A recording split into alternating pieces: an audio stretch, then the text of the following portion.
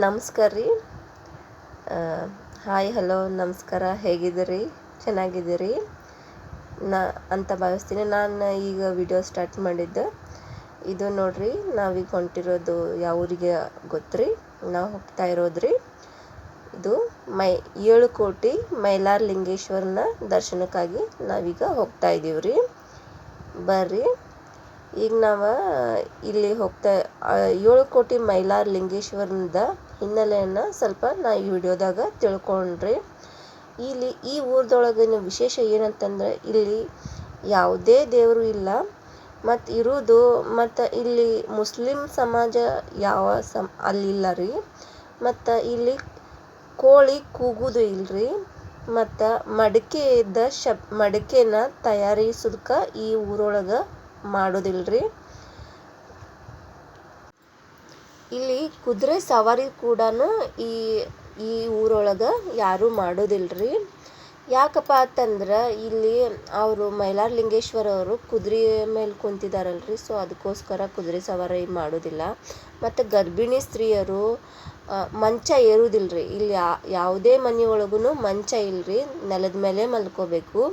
ಅಲ್ಲಿ ಅವ್ರಿಗೆ ಯಾವುದೇ ರೀತಿ ತೊಂದರೆ ಆಗಿಲ್ರಿ ಇದುವರೆಗೆ.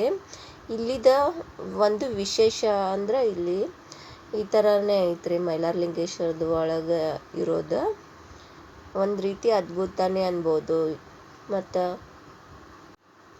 ಇಲ್ರಿ, ಮಕರ ಸಂಕ್ರಮಣ ದಿವಸ ಏನೈತಲ್ಲ, ಇಲ್ಲಿ ಜಾತ್ರೆ ನಡಿತೈತ್ರಿ. 7 ದಿವಸನೂ ಜಾತ್ರೆ ನಡಿತೈತ್ರಿ. ಮತ್ತು ಇಲ್ಲಿ ಪಾದಯಾತ್ರೆ ಮಾಡಿಕೊಂಡು ಎಲ್ಲ ಜನ ಬರ್ತಾರ್ರಿ.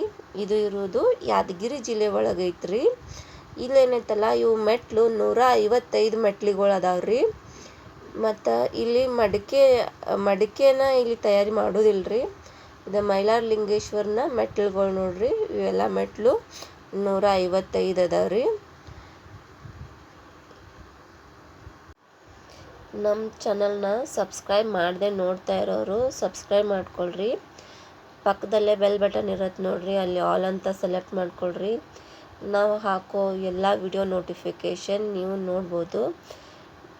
ಅದಕ್ಕೆ ಮೈಲಾರ ಲಿಂಗೇಶ್ವರರ್ಗ್ರಿ ಭಂಡಾರದ ಒಡೆಯ ಅಂತಲೂ ಕರೀತಾರ್ರಿ. ಇಲ್ಲೇನೈತಲ್ಲ, ವಿಶೇಷವಾಗಿ ವರ್ಷ ಭವಿಷ್ಯವನ್ನು ಇಲ್ಲಿ ಹೇಳ್ತಾರ್ರಿ. ಇದು ಭವಿಷ್ಯವನ್ನು ನುಡಿಯೋದು ಗೊರವಯ್ಯನವ್ರಿಗೆ ಹೇಳಿದಾರ್ರಿ. ಸಾಕ್ಷಾತ್ ಶಿವ ಪರಮಾತ್ಮನೇ ಬಂದು ಗೊರವಯ್ಯನವರ ಮೂಲಕನೇ ಅವರು ಭವಿಷ್ಯವನ್ನು ನುಡಿತಾರೆ. ಇದು ಮೈಲಾರ ಲಿಂಗೇಶ್ವರ ಗುಡಿ ನೋಡ್ರಿ. ಇದು ಒಳಗಿಂದ ದರ್ಶನ ಮಾಡ್ಕೊಂಡು ಬರ್ರಿ.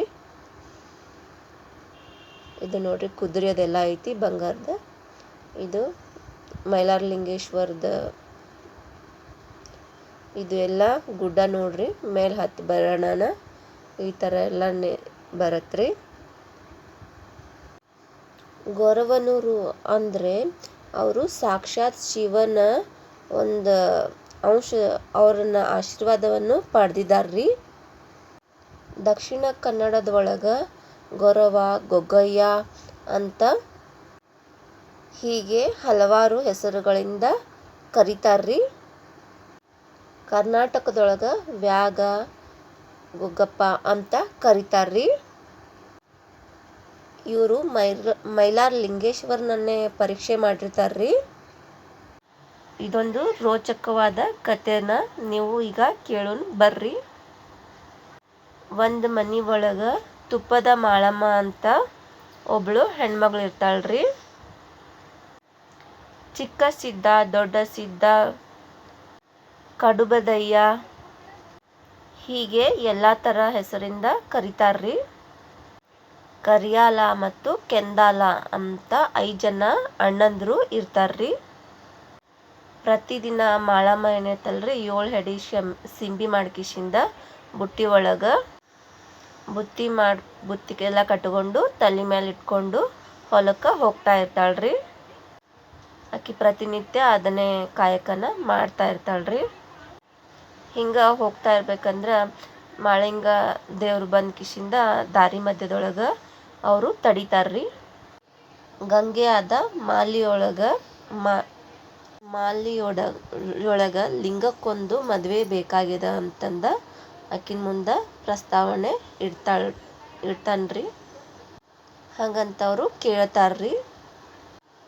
ಅವರು ಗೌರವನಂತರ ವಿಚಿತ್ರ ವೇಷವನ್ನು ತೊಟ್ಟಿದ್ದನ್ನು ನೋಡ್ಕಿಶಿಂದ ಆಕಿ ರಾಕ್ಷಸನ ಇರ್ಬೋದಂತ ತಪ್ಪು ತಿಳ್ಕೊಂಬಿಡ್ತಾಳ್ರಿ.